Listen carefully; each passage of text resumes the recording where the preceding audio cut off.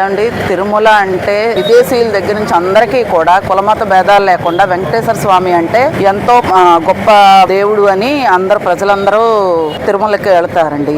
అలాంటి ప్రసాదాన్ని కల్తీ చేసిన ఈ కుక్కలు ఎవరైతే ఉన్నాయో, ఎందుకంటే తిరుపతి ప్రసాదం అంటే మేము ఎంతో పవిత్రంగా భావించే ప్రసాదం అది. అలాంటి ప్రసాదాన్ని కూడా కల్తీ చేసిన ఈ నీచులు మరి నిజంగా సిట్టు ఈరోజు ఈ నిర్ణయం తీసుకున్నందుకు ప్రజలందరం కూడా చాలా సంతోషిస్తున్నామండి. ఎందుకంటే ప్రసాదాన్ని కల్తీ చేశారు కాబట్టి అండి. అంటే ఇప్పుడు ఏమంటున్నారంటే అసలు మేము కల్తీ చేయలేదని రిపోర్ట్ ఇచ్చింది అది ఇదని మాట్లాడుతున్నారు వైసీపీ. ఒకవేళ ఏకపక్షంగా వీళ్ళన్నట్టు తీసుకుని ఉంటే కనుక వెంటనే తీర్పిచ్చేయాలి కదండి, వెంటనే వచ్చేయాలి కదండి, విచారణ జరిపే కదండి తీర్పిచ్చింది.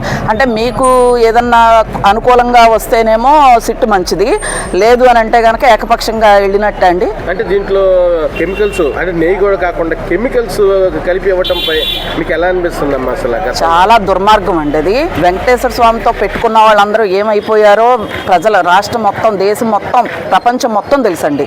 అలాంటిది ఇప్పుడు వీళ్ళు ఆ భగవంతుడితోటే ప్రసాదంతో ఇన్ని ఆటలాడి ప్రజల మనోభావాలు దెబ్బతీసి ఇంత కల్తీ చేసినందుకు త్వరలోనే సిట్ వేసిన శిక్షకంతే అతి భయంకరమైన శిక్ష త్వరలోనే ఉందండి వీళ్ళకి.